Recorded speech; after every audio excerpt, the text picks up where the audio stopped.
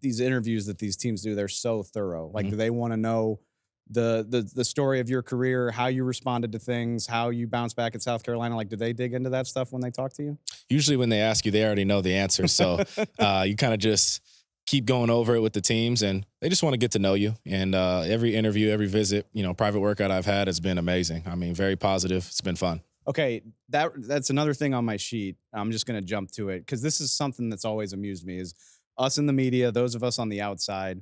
What we're 2-ish weeks away from the NFL draft, and people like me are on camera saying like Spencer Rattler's he could be a late riser in the draft, Mhm. or whatever. Meanwhile, these teams have known who you are for years. They've watched every snap you've played. They have relationships with your coaches at both of your schools. I mean, I think we are so far behind the curve when it comes to like what's actually happening in the draft process. What kind of feedback are you getting about that? And like, does it match up at all with what you might spot on social media or TV? That's a good question. Obviously teams, look at prospects differently than media. So there is a difference in that for sure. But everything has been good feedback. I'm happy. My main goals is just controlling what I can. Understanding whatever situation I'm drafted in, I'm going to be blessed to be picked there. My goals throughout this process were to just attack every day, and all the big time events we had with the Senior Bowl, Combine, Pro Day, all these meetings, interviews, visits. I just want to give my 100% effort and accomplish my goals through those and get to where I want to be here in 3 weeks. I do want to make sure to shout you out. Senior Bowl MVP went down to Mobile, balled out, had a great week. I'm always interested in the Senior Bowl just because it's the closest that we get to recreating football in the draft process. You're Mhm. down there practicing against NFL guys, getting NFL coaching. Just kind of what was your biggest takeaway from that? Whether it was the level of competition, the coaching, the conversations that you had, what kind of stuck with you from there? It was an awesome week. I mean, one of my favorite weeks of football. Going out there, so many great players you know of or know personally, played against. So really just acclimating into new relationships there with your team that week. We created great chemistry, throughout that week. And like I said, I had my goals going into that week and accomplished them and learned a ton from the NFL coaches we had. And it was a smooth transition, to the Senior Bowl, and definitely enjoyed my time down there. What is your and you mentioned you're from Phoenix, you're training there right now.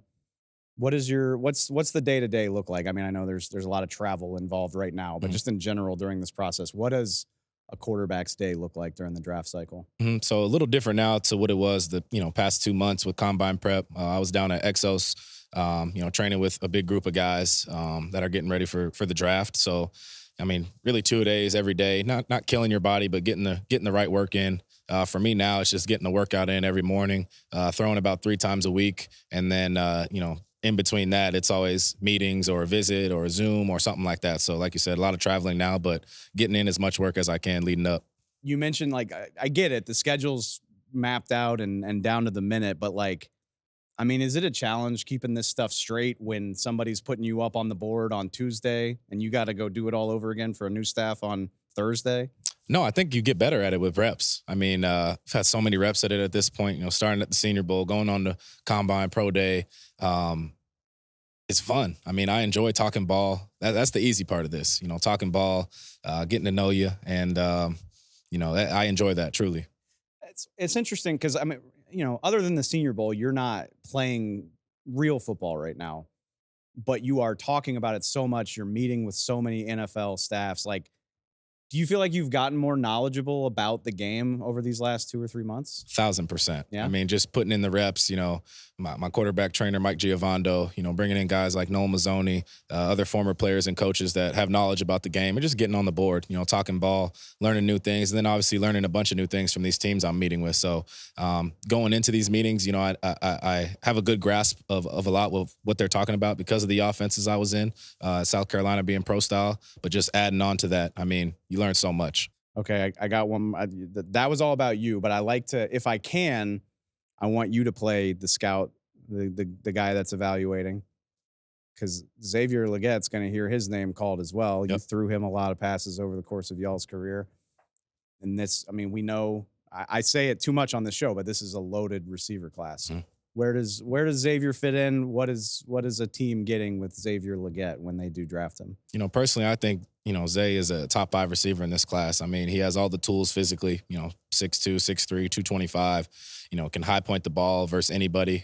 Just a complete mismatch on the field. Has amazing speed. I mean, running a 4.3 at that size is freaky. Very smart guy. Really knows his job and takes his craft serious. So credit to him for putting in the work this offseason. We got great work in, and, we had a historic season, both of us here at South Carolina.